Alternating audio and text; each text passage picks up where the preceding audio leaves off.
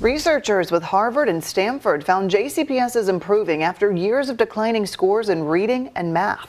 Turnaround comes from looking at the first full year of the post-pandemic testing.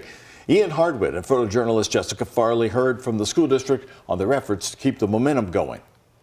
1/3 in math, 2/3 in reading. Those are the recovery rates from learning lost and the COVID-19 pandemic. Here at Alex Kennedy Elementary School, the principal says early adoption of the new standard English learning curriculum across JCPS and putting students in front of real teachers has been part of the solution. You can be the superintendent, you can be the principal, but we all know the work happens with the teachers. From 2020 to 2023, the federal government gave nearly $600 million to JCPS through the Elementary and Secondary School Emergency Relief Fund, Esser for short. It was spent several ways, mostly on tech like laptops and extra staff for face-to-face learning opportunities. A few $100,000 made its way to Kennedy Elementary. And every penny was spent on bringing retired teachers in 4 or 5 days a week to work with students in interventions, but also with enrichment. The money was meant to help close gaps in learning caused by pandemic school closures. A joint study between Harvard and Stanford found that it's worked in most states. It takes incredible resources to make that happen.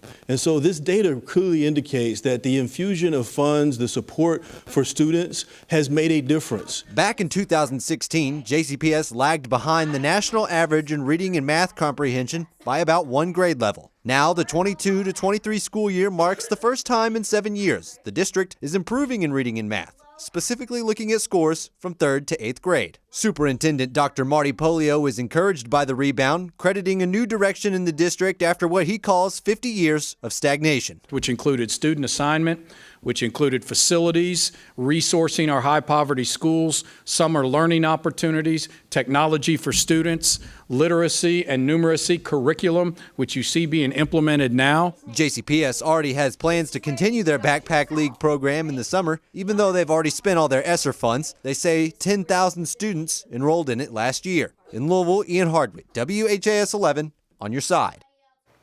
JCPS fared well against other school districts assessed in the study. Across Kentucky, math recovery was about the same, but Jefferson County students nearly doubled the Commonwealth's average in reading recovery. They also scored above the national average.